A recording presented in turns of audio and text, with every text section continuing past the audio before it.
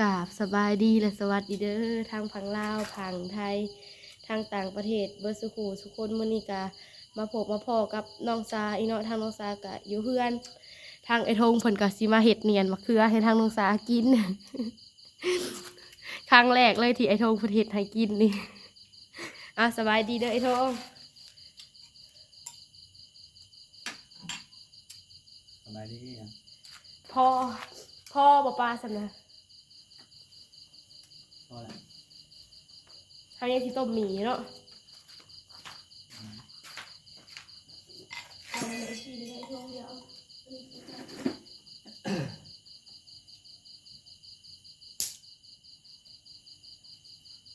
เจอดองดินกลางทางสิเถอะ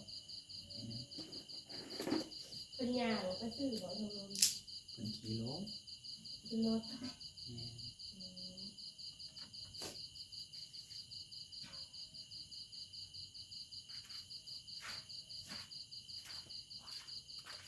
ทางไอ้ธงเพิ่นสิมาเฮ็ดเนียนมะเขือให้ทางน้องสากิน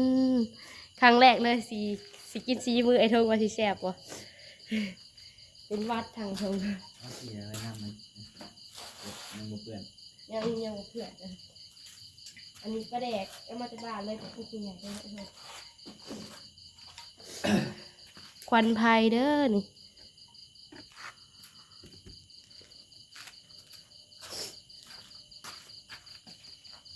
สบายดีเด้อเอฟซีเดี๋ยวจะมาล้างผักไอ้ธงก่อนใส่ผักหอมไหมธงผักหอมกับมีไอ้ธงซาเก็ตให้เอาไปใส่ตู้ไว้ที่นี่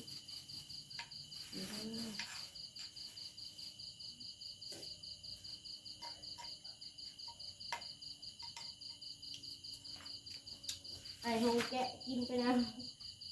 ไอ้ธงดีแล้วแซ่บไอ้ธงมันบ่ปะมันเอากลางเลย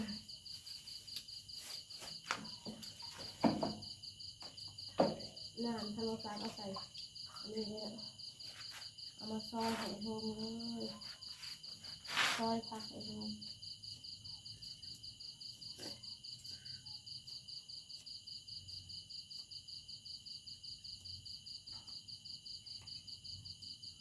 ใส่ข้าวขวดไหนถูกใส่ข้าวขวดไหนมันเป็นก้อยลาบเนาะจะใส่ข้าวคั่วใส่เป็นเกลือกับเป็นนัวเกลือเป็นนัวจะใส่เกลือเผ็ดน่ะเผ็ดจะใส่แล้วบ่เดี๋ยวไปเก็บผักบัวอยู่นานไปเด้ไปหลีได้ผักบัวอยู่นานที่ทำสาใส่เผ็ดบ่ใส่เผ็ดบ่เมื่อไอ้คอยกินได้ไหนได้เอาประเภทไปได้ไหนทง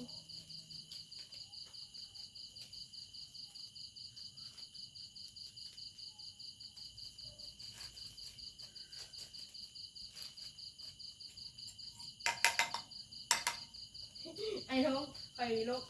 เอาเลยได้คือบุหรี่แล้วกันคือบุหรี่แล้วมันได้หน่อยก็เลยลก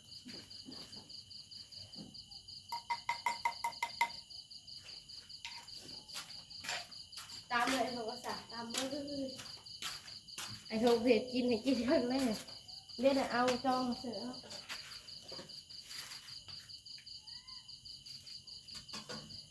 ผักบัวปลูกเองเนาะเป็นวัดทางไอ้ทงคนเป็นวัดกินข้าวแล้วกินยามือไปเอียดเลยนะทางเดินตามมาจับให้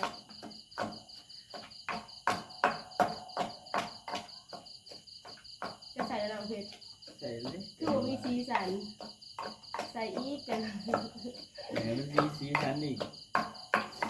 เอาขาวจะแน่นเยอะเลยเอาจะมีสีสันแบบแป๊บไทยเอาแบบมีสีสันเลยโดยพอแล้วกันเลยโอเคพอมาเอาไว้เลยไม่ต้องมาใส่อีกบอกจะปล่อยตามเลยระวังกบความไอ้ทองไปกินให้กินเนียนมะเขือใส่เกลือลงไป เพราะว่าคอยต้มคอยไม่ใส่นั่นนะคอยไม่ได้ใส่ปลาแดกร้านที่ไหนจริง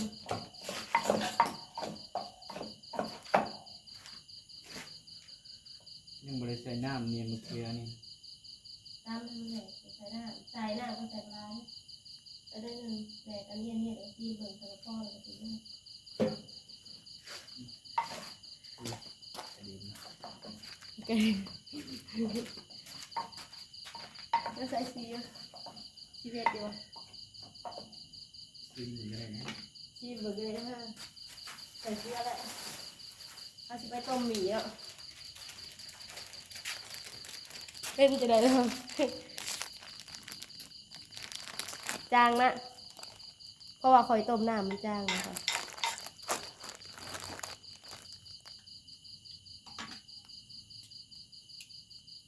จ้างนะแบบ เด้น่ะใส่เกลือลงไปตามน้ำผงอ่ะ ก็นึงใส่น้ำนะ จะเห็นมันไม่มีน้ำเลยเห็นมันเป็นเศษ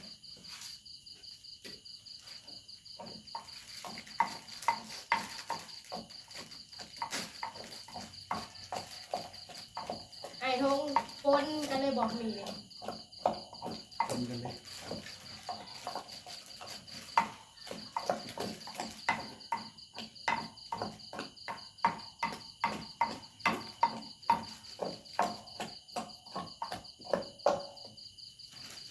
มาใส่เกลือบาด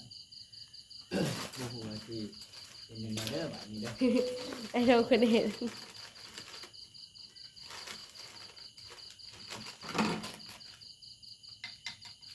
เบิ้งไปเบิ้งอยู่ในโคกก็เนาะว่าสิเป็นจังไดเบิ้งไอ้ทงโอ้เนียนมะเขือเขาใส่โบเพ็ดเนาะเขาย่านออกคันทองเอาพักลงเลยทง เหลืองหอมเลย ค่อยๆตามมันจะบุกโก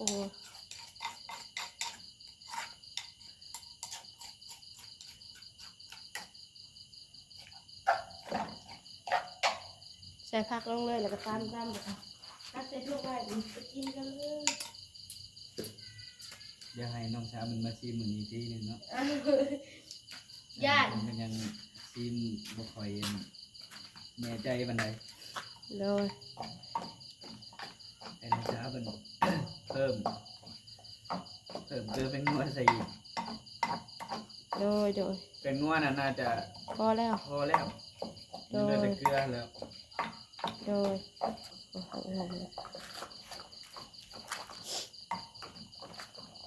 เมื่อกี้เบิ้งขึ้นไปนะ ปรุงไปปรุงมาปรุงไปปรุงมาเสนอว่าทางเค็มทางนัวทางจาง พอละ ใส่ลายใส่ลาย พอดีแล้วแซ่บเลยอ่ะเก็บหัวเลยพอดีแซ่บแล้วอ่ะไอ้ถั่วนะ ก็ลงมาเข้ากัน เออแล้วบางถั่วก็ไป ว่าอยู่ใกล้ๆนี่สิ เอาเยอะเลยครับ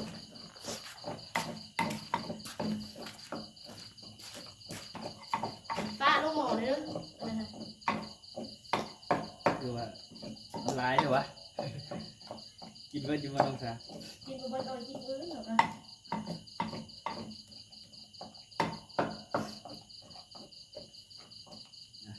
พอแหละขนมลายเลย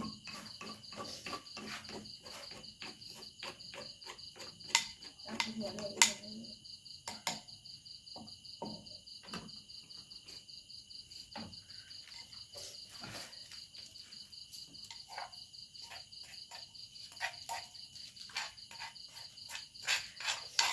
ไอ้โทงเห็นแล้วอ่ะ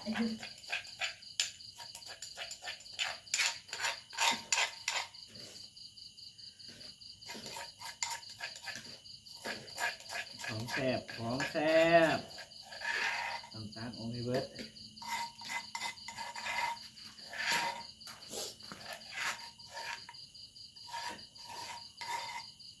แล้วไอ้โทงคนเห็นเนาะ น้องสาบอกว่าสีมือน้องทงใส่ได้น้องสาป่ะทางน้องสาบัญชีเบิ่งเมื่อกี้นี่ เป็นไข่นกกันใส่ได้เลย เป็น เป็นไข่น้ำกันบูฮูรสชาติใส่ได้เบิดซองแซ่บเบิดซอง ต้มมีเอาสิจุ ต้มมีกินพร้อมหรือมาม่าทางไทยเป็นเรื่องมาม่าเนาะ เดี๋ยวทำน้ำตาลทีหลัง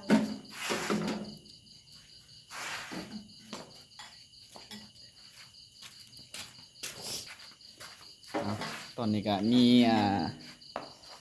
อีหยังกับอีหยังน้องสา มาม่าครับเนี่ยมะเขือ มาม่ากับเนียนมะเขือเนาะสองอย่าง กินบ่เบิดแน่นอนเลย เห็ดแห้งเกินเขียใส่โต๊ะให้ทุกคน เอามื้ออื่นก็สิได้ไปเฮ็ดเวียกแล้วเนาะให้น้องสาเป็นอยู่เฮือน เอาเลยไปทุกเดี๋ยวได้แล้ว แล้วเลยขึ้นไปกินบาทนี่เอามาเด้อแม่ FC แม่ FC เบิดสุขสุขคนเนาะอีหยังหาหยัง ม่วงบวงเขาก้าน โอ้ยต้องขอโทษขออภัยเนาะเพราะว่าเป็นไข่พ่อพี่น้องเอ้ย กินแล้วเขาจะมาล่างนี่กินแล้วน้ำตาลจะมาล่างทุกคน เป็นหวัดเป็นไอส่วงนี้ ไปขึ้นไปกินกันเลย ไปย่อเลยโอ้ตะ โอ้ทางไอ้ทงเพิ่นก็สิกินข้าวเลยแม่ FC กินข้าวให้เทิง เอามาเด้อแม่สิปิดแผ่นเนี่ยมันเริ่มตาแล้วค่ะ ปิดแผดก่อนเนาะ เนี่ยเป็นไงเก่งอยู่บ่ แจ้งเลย ปิดประตูนะ โดย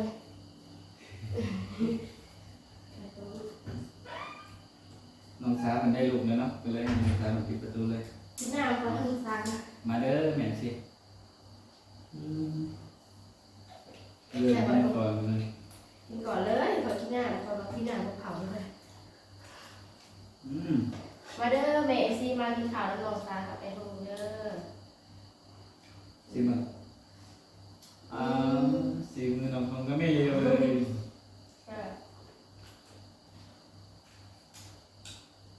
เป็นไข่แล้วไปเรียนถึงอย่างนั้นเนาะยังแซ่บ มันจะแสบเดี๋ยวให้กำลังใจก่อนเดี๋ยวนี้มา แซ่บสดมีหอนมีแห้งเพราะว่า หน่อยกำลังใจชนะบ่เห็นให้กินได้ตัวน้อง เด้อแซ่บแซ่บ บ่หยอกน้องสาว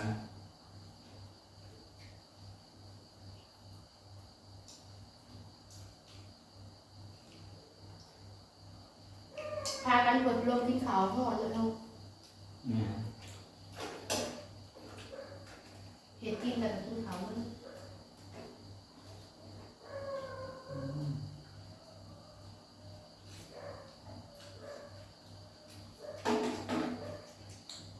น รีบเข้าไปนอนแล้วเดี๋ยวสิได้ไปเห็นเบี้ยง กินข้าวยาเดี๋ยวลงเด้อ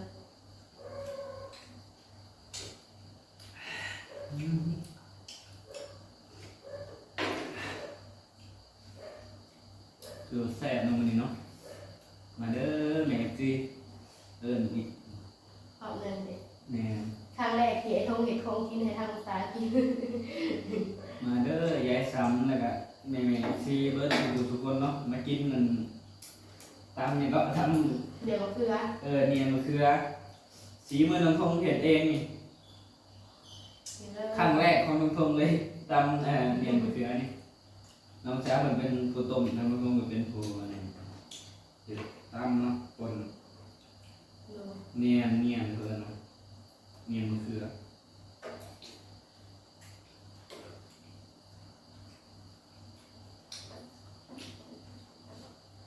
เนียนมะเขือใส่ปลากดแบบนั่นเนาะ แม่ นี่ก็มาม่า ส่วนประมาณห้อน มาม่ารสส้มกับ รสหวาน กับรสหวาน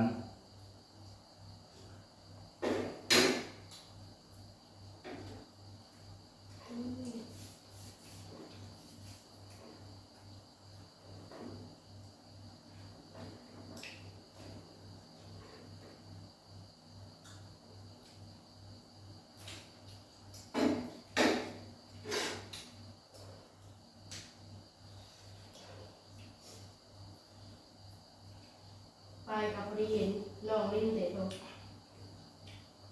ลองลิ้นก่อนพอดีบอกก่อนขายดอกนี้ไว้แล้วขายไปแล้ว มันห่อนแบบเจ็บคอแบบนี้กินแล้วมันห่อนนี่ครับ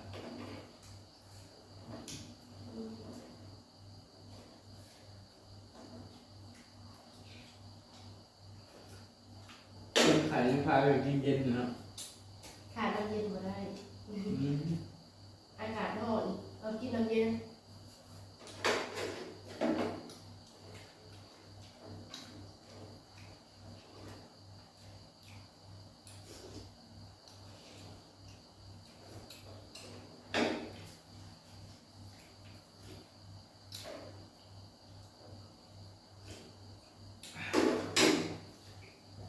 คอยกินข้าวกับน้ำ เอาทางคงไปเห็นเรียกอะสิให้น้องสาวเพิ่นถ่ายคลิปต่อเนาะพอดีทางคงเลิกเรียกมาประมาณ5 โมงก็สิมาถ่ายกับน้องสาวเป็นคือเก่าแหละเพราะว่าเลิกเรียกก็ประมาณ5 โมงตอนเช้าก็น้องสาวเพิ่นลุกมานึ่งข้าวก่อนก็ให้เพิ่นถ่ายคลิปก่อนเนาะทางคงตื่นมาก็ไปเฮ็ดเรียกเลยแบบนี้หั้นนะเนาะ ก็หารายได้2 ทางเนาะคนพี่น้องเนาะถ้าว่าทางเดียวมันก็อาจจะบ่รวมบ่ทันของพี่น้องเลย เพราะว่ารายจ่ายเท่าไรคือขาไฟเลยทุก อืม ขาสมคมนั่นเลยทุก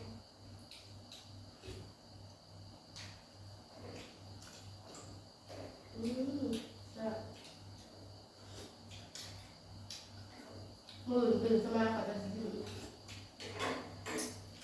สังคมก็ มื้อละ30-40 พันเนาะบางมื้อก็ได้ส่วนแรกก็30ยามมันปรับขึ้นอีก40-50มันได้อีกตัวหน่อย ทางแม่ทงคนกระเด็ดพอได้ซื้อเขาซื้อหน้าแม่ทงเนาะ ค่าสมาคมก็แบบอิหยังก็คนแบบคนมันเสียไปเนาะ เหมือน เสียไปแล้วเพิ่นก็มาเก็บเงินนำ อืม แบบทุกครอบครัวต้องไปเก็บกับทุกคน โดยถ้าเพื่อนไทยมีกลุ่มสมุนครัวแบบเขาอันนั้นหน่อยทงเนาะ เนี่ย ก็ต้องไปเก็บ ถ้าหนูได้เข้าสม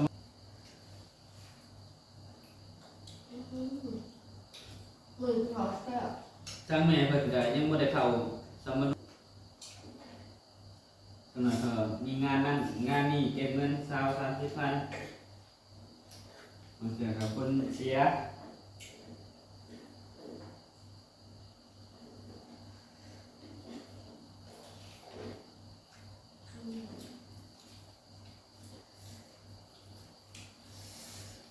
กินไหมวะ ยังผู้ทางทงคนก็กินเขาวเนาะ อ๋อหมอนนี่อันคงก็สิได้จบคลิปไปเพียงเท่านี้เนาะเดี๋ยวมื้ออื่นก็มาพบมาพอกันใหม่เนาะพ่อแม่พี่น้องเนาะมื้อนี้ทางคงก็สิได้ขอลาไปก่อนเนาะก็ขอบคุณเนาะที่แม่ FC เบิดทุกคนเนาะที่เป็นห่วงเป็นใยของทางลุงทงเนาะพ่อแม่พี่น้องทางลุงทงก็สิพยายามสิ่งที่แม่ FC เพิ่นบอกมาทุกอย่างเนาะพ่อแม่พี่น้องเนาะ ทางเพิ่นบอกให้ปลูกผักปลูกหญ้าหยังก็ทางตรงๆก็ทดลองมาเบิดแล้วเนาะพ่อพี่น้องบางทีก็บ่เกิดแน่บางทีก็เกิดมาก็บ่งามพ่อพี่น้องทักก็ได้ลองมารอบนี้เนาะว่ามันสิงามหรือบ่งามเนาะรอเบิ่งนำกันพ่อพี่น้อง โดย ว่ามันสิเขียวงามหรือบ่เนาะเพราะว่าใส่ขี้งัวพ่อพี่น้องเอ้ยโดยเอ้าบัดนี้ทางตรงๆก็สิได้จบคลิปไปเพียงเท่านี้เนาะก็ขอบคุณทาง FC เบิดทุกคนเนาะที่ให้ความแนะนำ แล้วก็เบิ่งคลิปของทงตั้งแต่ต้นจนจบที่ความโฆษณาเนาะก็ขอให้เมซีเพิ่นให้อยู่ดีมีแห้งเนาะความเจ็บจะได้ความไข่อย่างนี้เนาะเดินทางไปไสมาไสก็ขอให้ปลอดภัยให้เจริญในหน้าที่การงานเนาะท่านผู้ชมก็เดี๋ยวไปสิขอลาไปก่อนขอกล่าวคำว่าสบายดี สบายดี บ๊ายบาย